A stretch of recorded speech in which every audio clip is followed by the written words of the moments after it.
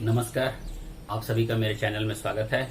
आज हम लोग कक्षा 8 का गणित पढ़ेंगे। इसका अध्याय 2 जिसका नाम है वर्ग एवं वर्गमूल। वर्ग मतलब स्क्वायर और वर्गमूल मतलब स्क्वायर रूट। वर्गमूल मतलब स्क्वायर रूट। इसको इंग्लिश में बोलते हैं वर्ग को स्क्वायर और वर्गमूल को स्क्वायर रूट। ये चैप्टर का नाम है। लेकिन अभी फिलहाल आज हम लोग संख्या का वर्ग और पूर्ण वर्ग संख्या क्या होता है इसके बारे में जानेंगे। तो आइए हम लोग शुरू करते हैं। तो जैसे हम लोग देखते हैं यहाँ लिखा हुआ है संख्या का वर्ग। यदि कोई भी संख्या को उसी संख्या से गुना किया जाए और जो गुणनफल प्राप्त होता है उसको हम लोग वर्ग कहते हैं। जैसे 5 है संख्या, इसको हम लोग 5 से गुना किए, इसको बोलेंगे हम लोग 5 का स्क्वायर बराबर 25। 4 गुने 4 तो ये 4 स्क्वायर बराबर 16। एक संख्या को उसी संख्या से गुना कर रहे हैं। संख्या 5 है, उसको 5 ही से गुना कर रहे हैं। संख्या 4 है, उसको 4 से ही गुना करेंगे। तो जो गुणनफल प्राप्त होगा उसको हम लोग बोलेंगे वर्ग। जहां तक कोई प्रॉब्लम नहीं है। ऐसा नहीं कि 2 गुने 3 को हम लोग वर्ग नहीं बोलेंगे, 2 गुने 2 को बोलेंगे, 3 गुने 3 को बोलेंगे, 4 गुने 4 को बोलेंगे। कहने का मतलब है कि जो संख्या होगा उसी संख्या को उसी संख्या से गुना करने पर जो गुणनफल प्राप्त होगा उसको हम लोग वर्ग बोलेंगे। ये गुणनफल प्राप्त हुआ 4 स्क्वायर 5 स्क्वायर तो ये 25, ये 16, ये हम लोग का वर्ग है। यहाँ हम वर्ग किसे कहते हैं वो लिखे हैं, किसी संख्या को उसी संख्या से गुना करने पर। जैसे मान लीजिए कि कोई संख्या है 11, तो 11 को यदि 11 से गुना करेंगे तो जो मेरा जो संख्या प्राप्त होगा, गुणनफल जो प्राप्त होगा उसको हम लोग बोलेंगे कि वो वर्ग है। ठीक है, अब हम लोग चलते हैं आगे। पूर्ण वर्ग संख्या का गुण क्या क्या है, हम लोग कैसे जानेंगे कि कोई संख्या पूर्ण है या नहीं है। तो कहता है इकाई स्थान पर 2, 3, 7 तथा 8 हो तो वह पूर्ण वर्ग नहीं होगा। पूर्ण वर्ग ये नहीं होगा। ठीक है, जिसके इकाई अंक पर 2, 3, 7, 8 हो। जैसे हम लिख देंगे, मान लीजिए यदि 12, 22, 23, 27, 28 तो ये पूर्ण वर्ग नहीं होगा। तो 2, 3, 7 तथा 8 होगा तो पूर्ण वर्ग नहीं होगा। लेकिन उसके अलावा यदि होगा तो वह संख्या पूर्ण वर्ग होगी। कौन कौन होगा इकाई अंक पर वो देखते हैं हम लोग। जैसे हम लोग देखते हैं 1, 4, 6,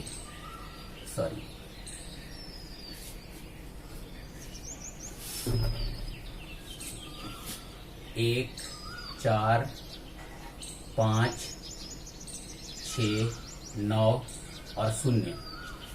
1 जैसे हम लोग इसको लिखेंगे 1 का स्क्वायर 1, 2 का स्क्वायर 4, 3 का स्क्वायर 9, 4 का स्क्वायर 16 और ये 5 का स्क्वायर 25, 6 का स्क्वायर 36, 7 का स्क्वायर 49, 8 का स्क्वायर 64 और 9 का स्क्वायर 81। तो हम लोग देख रहे हैं क्या कि 1, 4, 5, 6, 9 और 0। ठीक है, यदि 0 होगा तो कौन कौन सा हो गया, 1, 4, 5, 6, 9 और 0 यदि इकाई अंक पर हो। लेकिन 0 के साथ में क्या प्रॉब्लम है कि 0 कम से कम 2 होना चाहिए। 2, 4, 6, 8 मतलब 0 की संख्या सम होनी चाहिए तो वो संख्या वर्ग होगा। इकाई अंक पर ये यदि मिलेगा तो इकाई अंक पर क्या होना चाहिए, 1, 4, 5, 6, 9 तथा 0 यदि होगा तो ये पूर्ण वर्ग होगा। ये पूर्ण वर्ग है। अब कहता है यदि कोई सम संख्या का यदि हम लोग यदि वर्ग निकालेंगे तो वो जो संख्या प्राप्त होगी, वर्ग संख्या जो प्राप्त होगी वो भी सम होगी। और यदि कोई विषम संख्या का यदि वर्ग करेंगे तो उसका भी जो रिजल्ट मिलेगा, जो गुणनफल प्राप्त होगा वो विषम संख्या होगी। वही लिखा हुआ है, सम संख्या का वर्ग हमेशा सम संख्या होगी, विषम संख्या का वर्ग हमेशा विषम संख्या होगी। अब कहता है यदि किसी संख्या के अंत में शून्य हो, जैसे मान लीजिए कि यदि हम करते हैं 10 का स्क्वायर तो कितना हुआ 2 जीरो। यदि हम करेंगे 20 का स्क्वायर तो ये हो जाएगा 2 जीरो। तो कहता है कि शून्य हो तो शून्य की संख्या सम होगी। यदि किसी भी संख्या में यदि शून्य का संख्या 1 होगा तो वह पूर्ण वर्ग नहीं होगा, 3 होगा तो नहीं होगा, 1, 3, 5, 7, 9 ऐसे होगा तो नहीं होगा। लेकिन यदि 2, 4, 6, 8 ऐसे करके होगा ना तो वो संख्या पूर्ण संख्या होगी। जैसे हम लोग एक एग्जांपल लेके देख लेते हैं इसको।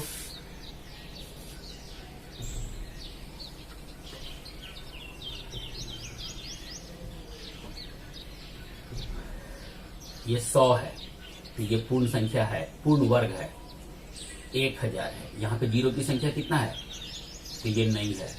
10 है, ये नहीं है। यहाँ 4 हो गया तो ये है। ये 5 है, ये नहीं है। फिर 6 होगा तो ये है। कहने का मतलब है कि यदि संख्या के अंत में यदि शून्य सम होगी, शून्य का संख्या सम होगा तो वो हम लोग उसको बोलेंगे कि वो संख्या पूर्ण वर्ग है। यदि वो विषम नंबर पे होगा, और नंबर पे होगा तो हम लोग उसको बोलेंगे कि वो सम संख्या नहीं है।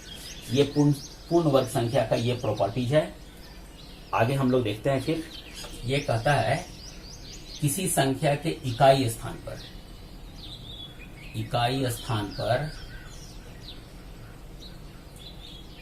1 या 9 हो तो जो वर्ग होगा उसके इकाई अंक पर कितना होगा, वर्ग के इकाई अंक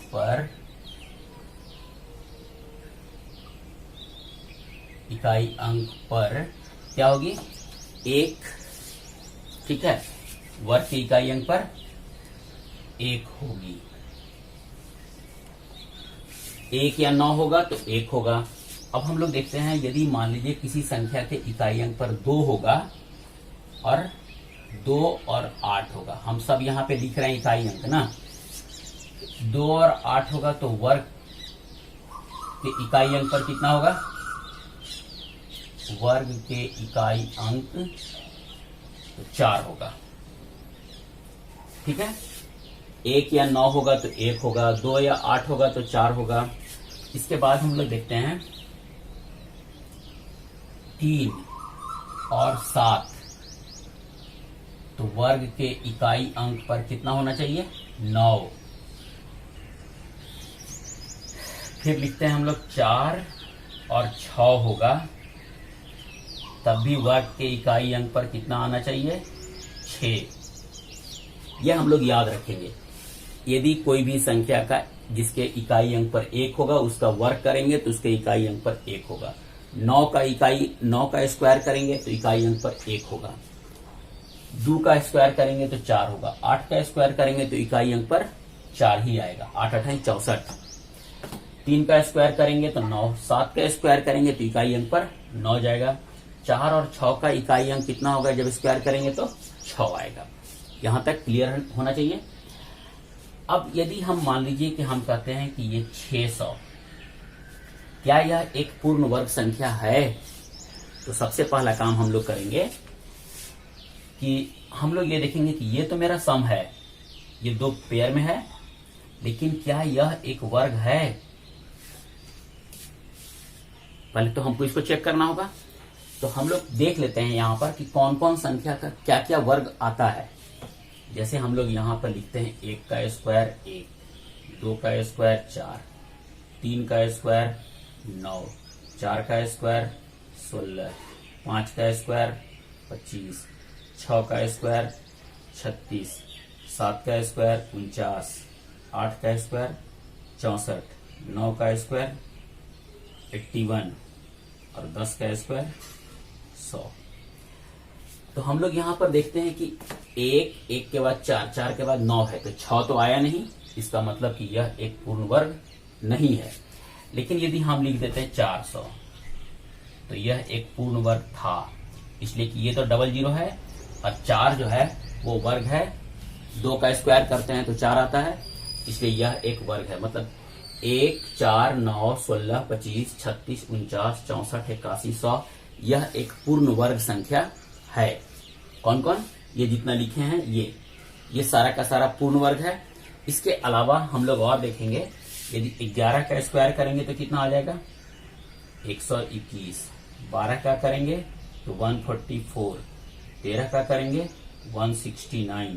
14 का करेंगे 196। 15 का करेंगे 225। इस तरह से करके आप इसको लिख करके याद कर लीजिएगा। यहां हम प्रश्नावली 2.1 का एक क्वेश्चन को सॉल्व करेंगे। पहला क्वेश्चन कहता है निम्नलिखित में कौन कौन सी संख्या पूर्ण वर्ग संख्या है। हम लोग अभी जान गए पूर्ण वर्ग संख्या कौन कौन हो सकता है।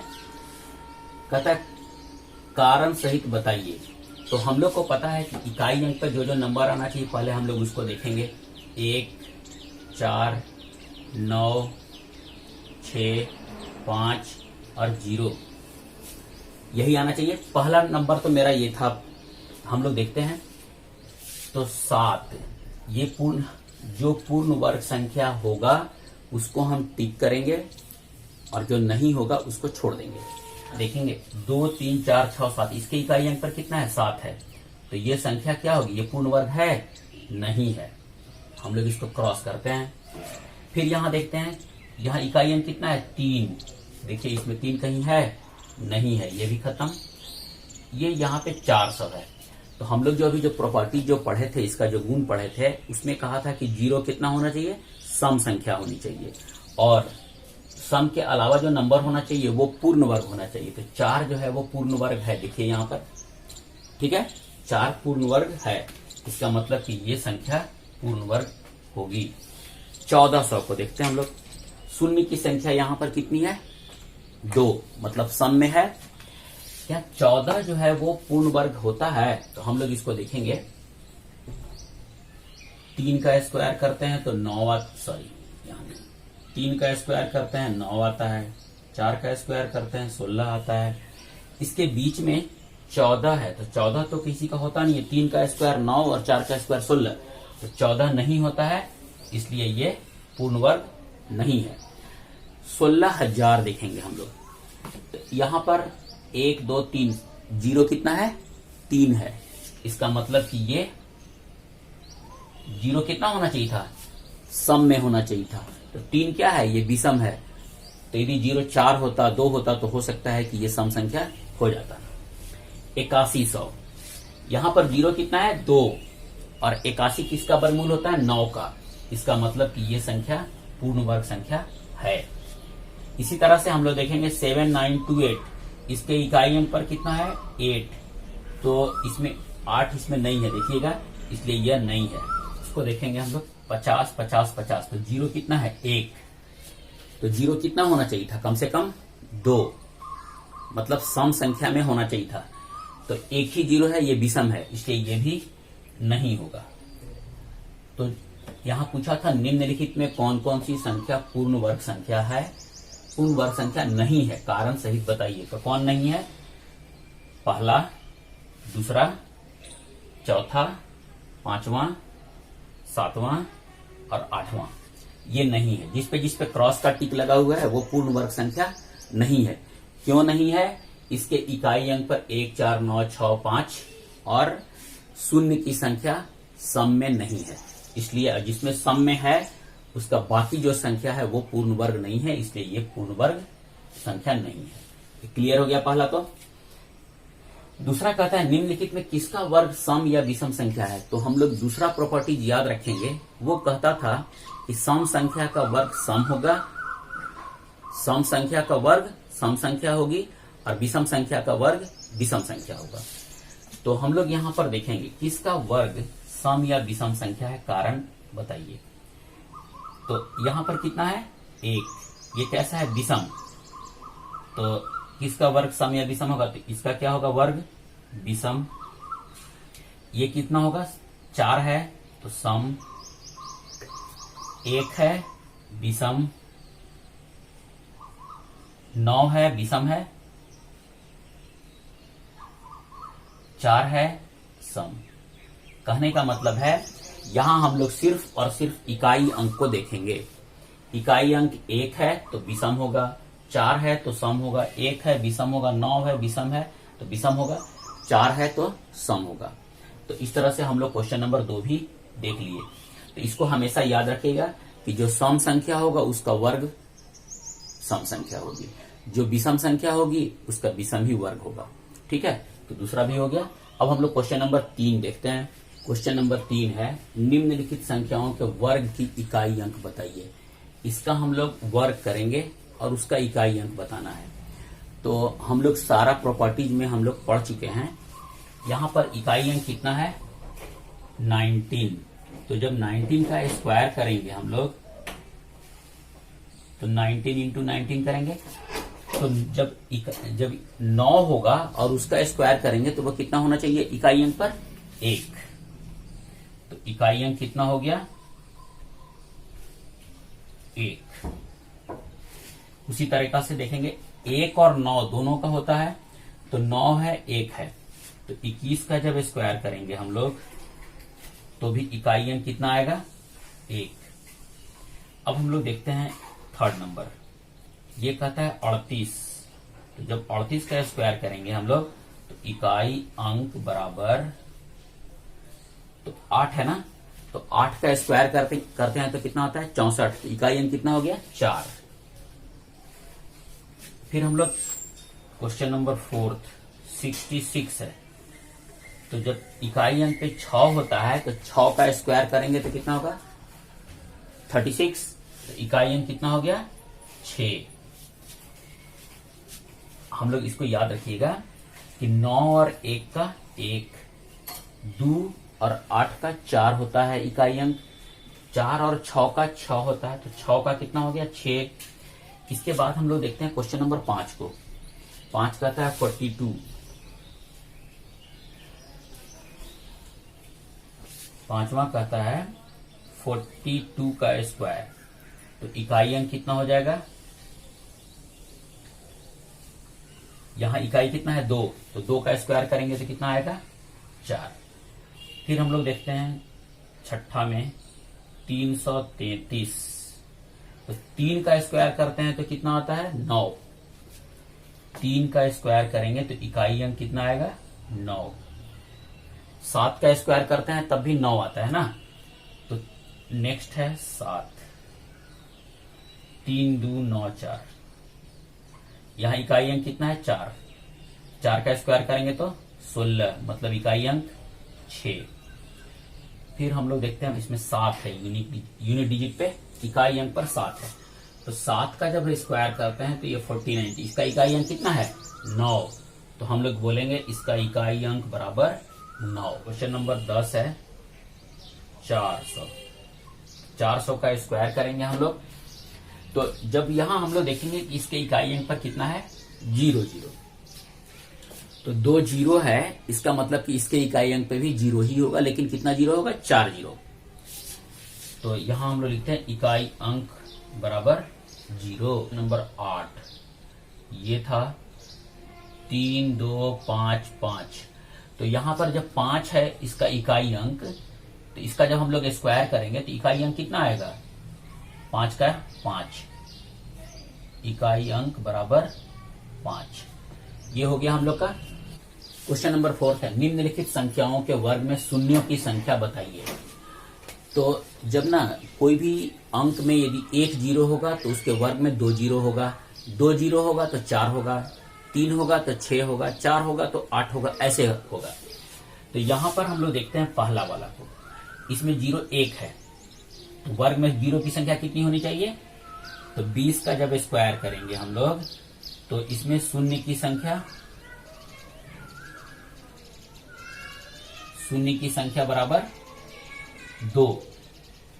ठीक है, इसलिए कि 1 है। यहां देखेंगे हम लोग इस क्वेश्चन को 400 है तो 400 में वर्ग की शून्य की संख्या कितनी हो जाएगी, जब हम लोग इसको 400 का स्क्वायर करते हैं तो 400 का स्क्वायर करेंगे तो शून्य की संख्या 2 है तो 4 हो जाएगा ना। यहां पर 3 है तो कितना होगा 6। यहां पर 1 भी नहीं है तो शून्य की संख्या यहाँ पे 0। तो यहाँ पर देख लिए, यहाँ पर संख्या में कितना शून्य है 1, तो वर्ग में कितना शून्य हो गया 2। यहाँ पर 2 है तो वर्ग में कितना हो गया 4। यहाँ पर 3 है तो कितना होगा 6। यहाँ पर 1 भी नहीं है, इसका मतलब कि 0 की संख्या कितनी होगी 0। हम यहाँ पर नोट में लिख दिए, संख्या में 1 शून्य तो वर्ग में 2 शून्य, संख्या में 2 शून्य तो वर्ग में 4 शून्य, संख्या में 3 शून्य तो वर्ग में 6 शून्य। इस तरह से हमारा हो गया। तो यदि आपको मेरा ये वीडियो अच्छा लगा हो तो प्लीज लाइक और शेयर जरूर कीजिएगा, और यदि आप मेरे चैनल पर नए हैं तो प्लीज मेरे चैनल को सब्सक्राइब जरूर कीजिएगा। पूरा वीडियो देखने के लिए बहुत बहुत धन्यवाद।